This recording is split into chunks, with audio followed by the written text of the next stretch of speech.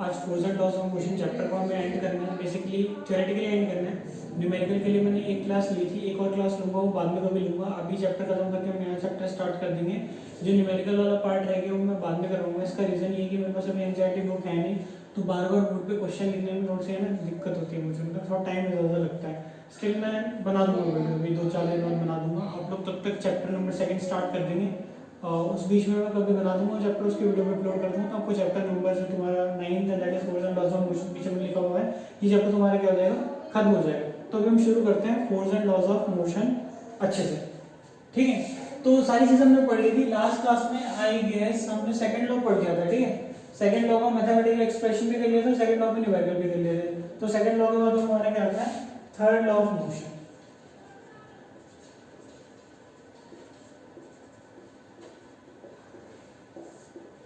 अब समझते हैं थर्ड लॉ ऑफ मोशन है क्या। देखो एक बहुत कॉमन सा एग्जांपल दूंगा, समझ सकते हो तो समझ लेना, नहीं समझोगे तो भी समझ में आ ही जाएगा, तुम्हें दिक्कत वाली बात नहीं है। अगर आप में से कभी कोई जमीन पे गिरा हो, ठीक है, या आप में से कभी किसी ने दीवार पे घूसा मारा हो, ठीक है, तो जब भी आप दीवार पे घूसा मारते हो तो आपको दर्द होता है। क्या आपको लगता है कि दीवार ने आपको घूसा मारा, मतलब मारा तो दीवार पे आपने घुसा था, लेकिन आपको चोट लगती है, ठीक है। नेक्स्ट पॉइंट क्या नोटिस करना है, आप जितनी जोर से दीवार पे घुसा मारोगे, दीवार उतनी जोर से आपको हर्ट करेगा। मतलब जितनी जोर से आप दीवार पे घुसा मारते हो उतना ज्यादा जोर से हमारा हाथ क्या होता है, दर्द होता है। तो दिस इज न्यूटन का third law. Third law simply कहता है अगर आप किसी चीज के ऊपर फोर्स लगाते हो, अगर आप किसी चीज के ऊपर फोर्स लगाते हो तो वो चीज भी आपके ऊपर इक्वल और अपोजिट फोर्स लगाती है। This is Newton's third law of motion. याद रहेगा, न्यूटन का थर्ड लॉ ऑफ मोशन क्या कहता है, to every action there is equal and opposite reaction. जो फोर्स हम लगाते हैं दैट इज कॉल्ड एक्शन, और उसका जो असर होता है दैट इज कॉल्ड रिएक्शन। तो याद रहेगा आपको, to every action there is equal and opposite reaction. Applied force is called action and the response is called reaction. अब अगर मैं बात करूं न्यूटन के थर्ड लॉ की, तो जिंदगी में हम हर जगह न्यूटन का थर्ड लॉ देखते हैं। अगर आप में से किसी ने गेम खेला, मुस्तफा करके गेम आता था, मुस्तफा गेम में क्या था, हेनेडी के हाथ में बजूका पकड़ा था, तो जब वो बजूका से फायर करती तो पीछे की तरफ को जाती है। या आप लोगों ने कभी मूवीज वगैरह देखा हो, उसमें गन चलाते हैं तो गन पीछे की तरफ को धकेलता है। तो कैसे धकेलता है, थर्ड लॉ की तरफ से। कैसे धकेल रहा है, थर्ड लॉ की वजह से धकेल रहा है। या अगर आप लोगों ने कभी सोचा हो आप कैसे चलते हो, अगर मैं आपसे बोलूं आगे चलने के लिए क्या करते हो, तो आपको समझ में नहीं आएगा, पर आप करते हो, ध्यान से सुनना, आज चलोगे तो देखना। आप आगे चलने के लिए जमीन को पीछे धकेलते हो, आप आगे चलने के लिए जमीन को पीछे धकेलते हो, जमीन भी आपको धकेलती है, लेकिन आप जमीन को पीछे धकेलो तो जमीन आपको कहां धकेलेगी, आगे। तो न्यूटन के थर्ड लॉ की वजह से आप चल पा रहे हो। आई बात समझ में, हमारी साइकिल कैसे चल पा रही है, न्यूटन के थर्ड लॉ की वजह से। साइकिल को जब आप पैडल करते हो तो घूम फिर के साइकिल लास्ट में पीछे की तरफ को जा रही होती है। साइकिल का टायर क्या करता है, ये तुम्हारा जमीन है, ये साइकिल का टायर है, साइकिल का टायर जमीन पे ऐसे धकेलता है। अब न्यूटन का थर्ड लॉ उसको क्या करता है, आगे धकेल देता है। तो अल्टीमेटली मैं आगे जाने के लिए क्या कर रहा हूँ, जमीन को पीछे धकेल रहा हूँ। आ रही बात समझ में, तो यही न्यूटन का थर्ड लॉ। तो न्यूटन का थर्ड लॉ क्या कहता है, सिंपल शब्दों में, to every action there is equal and opposite reaction. याद रहेगा, to every action there is equal and opposite reaction, यही न्यूटन का थर्ड लॉ है। अब इसमें एक्शन और रिएक्शन क्या क्या होती है ये भी समझ लो। जो फोर्स लगाते हैं, applied force is called action, response is called reaction. याद रहेगा बेटा, जो आपने फोर्स लगाया वो एक्शन था, उसका रिस्पॉन्स क्या कहला रहा है, रिएक्शन। लेट्स से कोई दीवार है और यहाँ पे आप में से कोई खड़ा है, अब मेरी ड्राइंग में, मेरे बजट में ही आता है। अब दीवार को धकेल रहे हो, तो आप फोर्स लगा रहे हैं F1 और दीवार फोर्स लगा रहा है F2। तो आप इधर फोर्स लगा रहे हो, दीवार इधर फोर्स लगा रहे हैं। तो जो आपने फोर्स लगाया वो क्या था, एक्शन, दिस इज एक्शन। और जो दीवार ने फोर्स लगाया वो क्या था, दैट इज रिएक्शन। याद रहेगा, तो applied force is called action and the response is termed as reaction. तो ये था न्यूटन का third law, to every action there is equal and opposite reaction. और अप्लाइड फोर्स को हम बोलते हैं एक्शन और रिस्पांस को हम क्या बोलते हैं, रिएक्शन। और मैंने आपको एक दो एग्जांपल भी बता दिए फर्स्ट थर्ड लॉ का। पहले एग्जांपल मैंने क्या बताया, जब हम चलते हैं तो हम जमीन को पीछे धकेलते हैं, थर्ड लॉ की वजह से जमीन हमें आगे धकेलती है और हम आगे की तरफ चले जाते हैं। दूसरा था बुलेट का रिकॉइल, जब आप बुलेट फायर करते हो तो बंदूक पीछे की तरफ आती है। क्यों? बुलेट फायर किया तो जो बंदूक की जो भी नली वगैरह उसने बुलेट को आगे की तरफ धकेला, तो बुलेट ने भी बंदूक को पीछे धकेला। न्यूटन का थर्ड लॉ था। तो ये हो गया तुम्हारा एक्शन और रिएक्शन। इसके अलावा थर्ड लॉ का और भी एग्जांपल है, अगर आप किसी रस्सी पे चढ़ रहे हो तो रस्सी को नीचे खींचो तो आप ऊपर जाते हो, मतलब आपको ऊपर जाने की रस्सी को कहाँ खींचना है? नीचे खींचोगे नीचे, तो थर्ड लॉ ने नीचे धकेला और थर्ड लॉ की वजह से आप कहाँ चले गए? ऊपर चले गए। तो अगेन यहाँ पर क्या है? न्यूटन का थर्ड लॉ। आपने नीचे खींचा, इसका रिस्पॉन्स आपको ऊपर लेके गया, तो ये क्या है? न्यूटन का थर्ड लॉ। तो to every action there is equal and opposite reaction. अब एक चीज आपको ध्यान में क्या रखनी है, वो ये कि कभी भी देखो एक्शन और रिएक्शन अपोजिट होते हैं, पर एक्शन और रिएक्शन कैंसिल आउट नहीं करते एक दूसरे को। ऐसा क्या मतलब है कि अगर आपने किसी को मारा या कुछ भी ले लो एग्जांपल, तुमने किसी को मारा तो अल्टीमेटली आपने जिसके गाल पे घूसा मारा है उसके रिएक्शन और आपका एक्शन दोनों क्या होने चाहिए? इक्वल होने चाहिए। इस हिसाब से कभी भी सामने वाला बंदा गिरेगा नहीं। लेकिन होता है ना बॉक्सर जब जोर से मारता है तो जिसको मारता है गिर जाता है। तो यहाँ पर न्यूटन का थर्ड लॉ एक बात समझा रहा है आपको, समझो। एक्शन और रिएक्शन अपोजिट तो होते हैं पर वो एक दूसरे को कैंसिल नहीं करेंगे। एक्शन और रिएक्शन इक्वल और अपोजिट होते हैं but they would not cancel each other. Why? कभी भी एक्शन रिएक्शन एक दूसरे को कैंसिल क्यों नहीं करते? इसका रीजन है कि वो डिफरेंट बॉडीज पे एक्ट करते हैं। याद रहेगा? एक्शन और रिएक्शन, फॉर एग्जांपल मैं दीवार को बहुत जोर से धकेलूंगा, यहाँ पे दीवार को जोर से धकेलूंगा, दीवार को जोर से धकेलूंगा तो मैं आगे आ जाऊंगा ना, दीवार को कुछ फर्क नहीं पड़ा। हालांकि दोनों का फोर्स बराबर था, दोनों को ही रुक जाना चाहिए था, मुझे हिलना नहीं चाहिए था, पर मैं हिल गया। क्यों हिल गया? क्योंकि एक्शन और रिएक्शन इक्वल अपोजिट तो होते हैं मगर वो डिफरेंट बॉडीज पे ऐड करते हैं, that's why they do not cancel out each other. आई बात समझ में? अगर मैं इसी ऑब्जेक्ट के ऊपर दोनों तरफ फोर्स लगाऊंगा तो कैंसिल होगा, लेकिन एक फोर्स इस पे लगाऊं और एक फोर्स इस पे लगाऊं तो कैंसिल नहीं होगा। याद रहेगा? तो ये सिंपल सी बात थी जो आपको समझनी थी। अगर समझ में आ गई तो वेरी गुड, नहीं है तो भी कोई दिक्कत नहीं है। क्लास 11 में इसको मैं फिर से समझाऊंगा, वहां आपको समझ में आ भी जाएगा। ठीक है? वैसे होपफुली आपको समझ में आ गया होगा। बी पॉजिटिव, आपको ब्लड ग्रुप है, मेरे लिए बी पॉजिटिव। ठीक है? नेक्स्ट और लास्ट टॉपिक है चैप्टर का हमारा, टॉपिक है हमारा law of conservation of momentum. Law of conservation of momentum.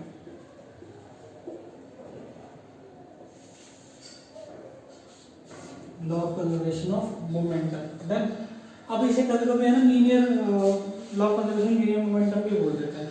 तो law of conservation of momentum क्या कहते हैं, ध्यान से समझना। जब भी दो चीजें आपस में टकराती हैं, टकराने को कोलिजन बोलते हैं। क्या बोलते हैं? कोलिजन। तो जब भी दो या दो से ज्यादा चीजें आपस में टकराती हैं तो टकराने से पहले का मोमेंटम, मतलब दो ऑब्जेक्ट है, दोनों का कुछ मोमेंटम होगा, पहले का मोमेंटम प्लस दूसरे का मोमेंटम, तो दोनों के मोमेंटम का सम। ठीक है? और बाकी दो ऑब्जेक्ट्स के मोमेंटम का सम, दोनों क्या रहता है? सेम रहता है। तो law of conservation of momentum क्या कहता है? टकराने से पहले का मोमेंटम और टकराने के बाद का मोमेंटम दोनों क्या रहते हैं? सेम रहते हैं। तो याद रहेगा आपसे, अगर आपसे कोई पूछता है law of conservation of linear momentum क्या कहते हो, आप क्या कहोगे? Total linear momentum after collision is equals to total linear momentum before collision. यानी टकराने के बाद का मोमेंटम और टकराने के पहले का मोमेंटम सेम रहेगा। कब? अगर दो ऑब्जेक्ट्स के बाहर से उन पे कोई फोर्स नहीं लगा, दोनों ने एक दूसरे पे फोर्स लगाया, दैट इज इंटरनल मैटर, बाहर से कोई फोर्स नहीं लगा। अगर बाहर से कोई फोर्स नहीं लगेगा तो अंदर के जो फोर्सेस हैं वो दोनों हमेशा एक दूसरे को क्या करेंगे? मोमेंटम सेम ही रखेंगे, टकराने से पहले का भी और टकराने से बाद का भी। याद रहेगा आपको? तो law of conservation of momentum क्या कहता है? In absence of any external unbalanced force, total momentum before collision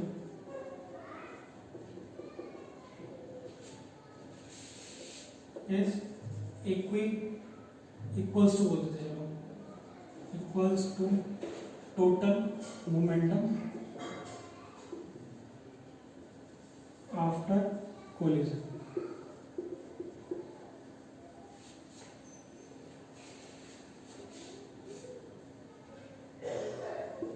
That is momentum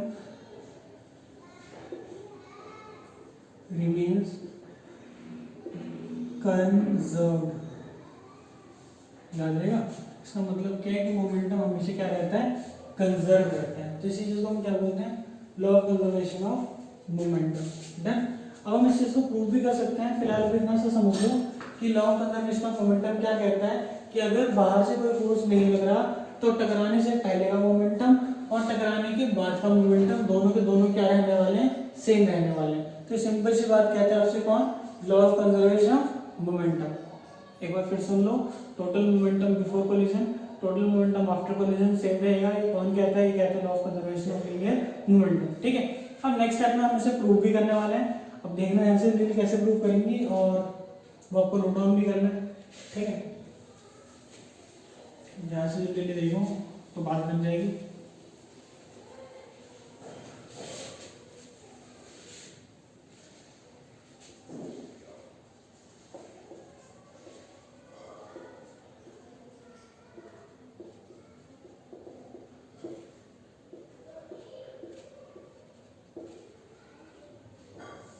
proof of law of conservation of momentum. ठीक है, अब मैं कुछ चीजें लिख रहा हूँ, जनरली आप समझ जाना। Consider two objects of masses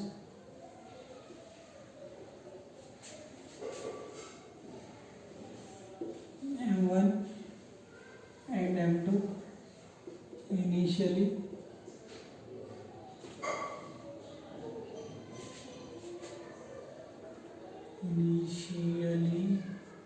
moving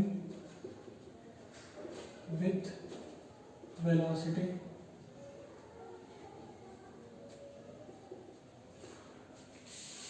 u1 and u2,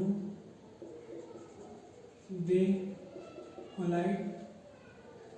अब यहाँ पे ना कोलिजन दो टाइप को थे, इलास्टिक और इनइलास्टिक। इस साल हम इलास्टिक पढ़ेंगे, बाद में पढ़ेंगे कि इलास्टिक होता है। इलास्टिक का सिंपल सा मतलब होता है कि सब कुछ सेम रहेगा, मतलब आपको इलास्टिक इलास्टिक पढ़ना ही नहीं है, सिंपली याद रखना है। कोलिजन हम पढ़ रहे हैं, बहुत बढ़िया। कोलिजन देखो क्या होता है, तो they collide with each other and velocity changes to v1 and v2 respectively. ठीक है, दोनों ने टक्कर किया तो वेलोसिटी चेंज हो गई। Let F12 be force on body 2 by 1 and F21 be force on body 1 by 2। ये हमारा कंसीडरेशन है कि दोनों ने एक दूसरे को फोर्स लगाया, उसे समझ लेते हैं। अगर मैं बात करता हूँ, यहाँ पर दो ऑब्जेक्ट दोनों मूव कर रहे थे, m1 m2, या मैं इसके अंदर लिख देता हूँ m2 सही रहेगा। m1 m2, ये u1 वेलोसिटी से मूव कर रहे हैं, u2 दोनों ऐसे मूव कर रहे थे। अब मैं बोल दूँ u1 जो है ग्रेटर है u2 का, ताकि कोलिजन हो पाए। ठीक है, ये कब की बात है, बिफोर कोलिजन। अब दोनों एक दूसरे से टकराए तो यहाँ पर फोर्स लगा हुआ, F12 ये 1 है, ये 2 है, ये 1 है, ये 2 है।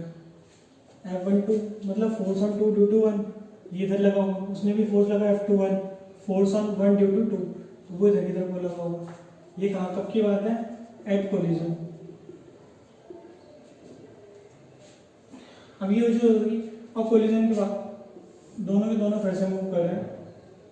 दिस इज 1 1 2, और इसकी वेलोसिटी v1 है, इसकी वेलोसिटी क्या है, v2 है। तो आई बात समझ में कुछ ऐसा है कि ये बिफोर कोलिजन है, एट कोलिजन है, and this should be name after collision.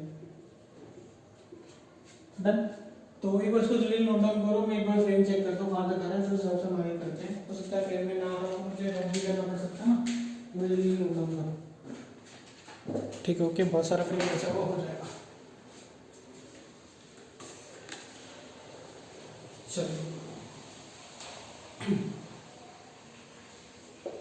अब यहाँ से हम इसे प्रूव कर रहे हैं। अब सबको न्यूटन का थर्ड लॉ पता है। थर्ड लॉ क्या कहता है, from Newton's third law F12 will be minus F21 F12 कितना हो जाएगा, F21 के बराबर है। F12 क्या था, फोर्स ऑन 2 ड्यू टू 1, यानी 2 पे फोर्स है। अब फोर्स का फॉर्मूला क्या होता है, फोर्स का आपका फॉर्मूला था mv माइनस यू अपॉन में टी। अब ये 2 पे फोर्स है ना, ये क्या है, 2 पे फोर्स है, तो 2 के लिए हम क्या ले सकते हैं, m2 v माइनस यू 2 का ही लेंगे। 2 की वेलोसिटी में क्या चेंज आया, 2 की वेलोसिटी, फाइनल वेलोसिटी कितनी है, v2 माइनस u2 अपॉन में t is equals to minus, अब फोर्स ऑन 1 में फोर्स है 2 की वजह से, तो 1 आ गया, वही v1 माइनस u1 अपॉन में t। डन है। तो अब यहाँ से कुछ कट रहा है, ये इससे कट गया। अगर मैं इसे इन पर एक स्टेप और बढ़ाता हूँ ताकि हमें ज्यादा नीचे तक ना जाना पड़े, तो मैं लिख सकता ना, ये दोनों बेटा इक्वेटर था, उसका नेक्स्ट स्टेप यहाँ कर रहा हूँ। देखो m2v2 minus m2u2 is equals to minus m1v1 minus minus plus m2v2 minus minus plus हो गया m1v1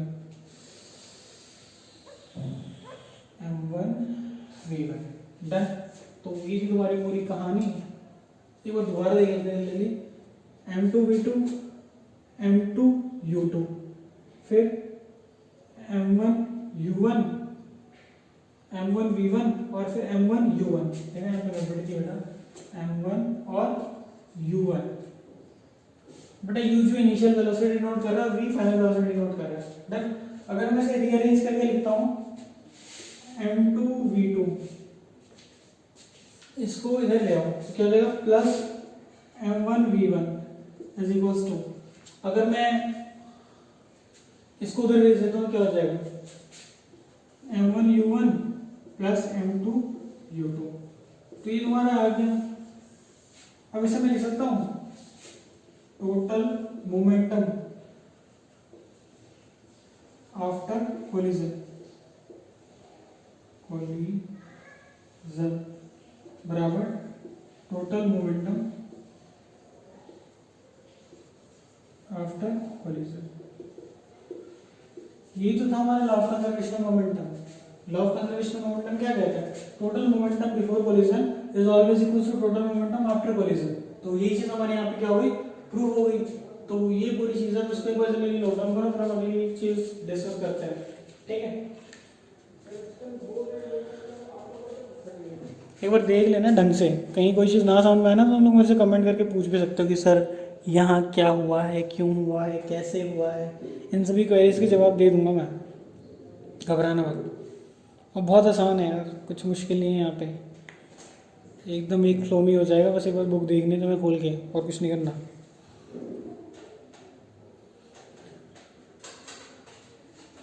उम्मीद आप सबने नोट डाउन कर लिया होगा, क्योंकि हमारे पास टाइम बहुत कम है और फोन में बैटरी भी बहुत कम है, तो मैं नहीं चाहता कि कुछ मैस अराउंड हो और वीडियो में अटक जाए।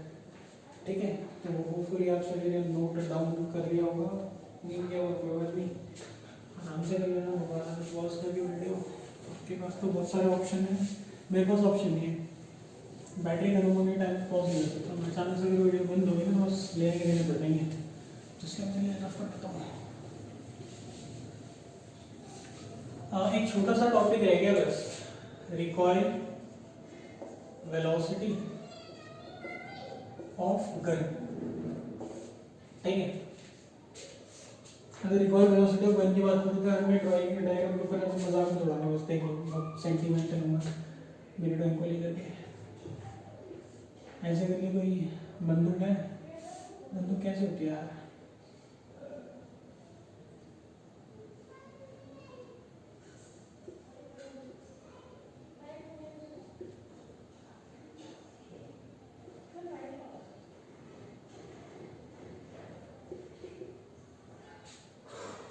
कुछ नहीं ज़्यादा बड़ा हो गया ना। ये तुम्हारी एक बंदूक है, ठीक है, इसके अंदर, बंदूक के अंदर मैं जल्दी लिख देता हूँ, mg का मतलब है मास ऑफ गन, और mb का मतलब मास ऑफ गन, mb का मतलब है मास ऑफ बुलेट। ठीक है, ऐसे ही अगर मैं बिफोर फायरिंग की बात करता हूँ, यू जी जीरो हो जाएगा और यू बी भी क्या हो जाएगा जीरो, तो दोनों के दोनों क्या है रेस्ट पर है, ठीक है। आफ्टर फायरिंग की अगर मैं बात करूं तो जो बुलेट है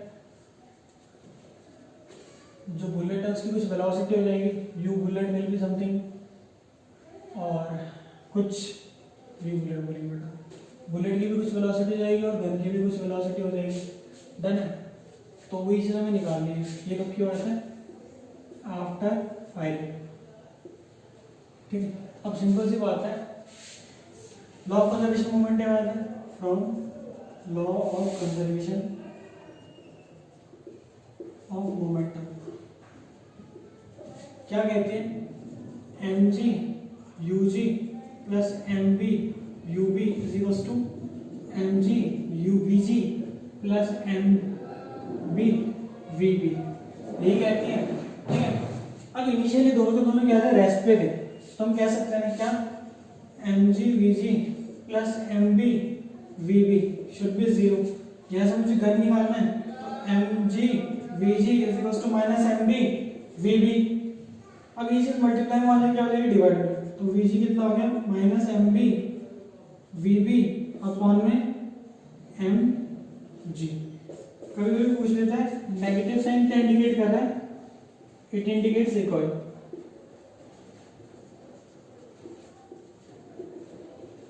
वेलोसिटी किसकी गन की, याद रहेगा। तो बंदूक पीछे आती है इसलिए साइन नेगेटिव है, इसलिए निकालने के लिए रिकॉइल कर रही है। तो ये लास्ट टॉपिक था इस चैप्टर का। इस चैप्टर के बाद हमारा थ्योरेटिकली चैप्टर खत्म हो चुका है। मैं एक बार क्विक व्यू रिव्यू करूं तो पूरे चैप्टर में हमने क्या क्या करा है। हमने first law, second law, third law कर लिया, ठीक है। इनर्शिया के बारे में पढ़ा, इनर्शिया की एप्लीकेशन करी, सेकंड लॉ पढ़ा, सेकंड लॉ का मेथड एक्सप्रेशन करा, उसके ऊपर कुछ प्रॉब्लम्स करे, मतलब प्रैक्टिकल लाइफ में क्या क्या चीजें कर सकते हैं, मतलब उसके बारे में समझा। नेक्स्ट थर्ड लॉ करा, थर्ड लॉ की 2-3 एप्लीकेशंस डिस्कस करी। Next law of conservation of momentum पढ़ा, फिर law of conservation of momentum को प्रूव करा, ठीक है। और भी बहुत सारी चीजें जो क्लास 11 में हम पढ़ेंगे। फिलहाल आज अभी के लिए इतना ही है। न्यूमेरिकल पोर्शन इसका रहेगा, मतलब हाफ न्यूमेरिकल पोर्शन मैंने कराई थी जो इंपॉर्टेंट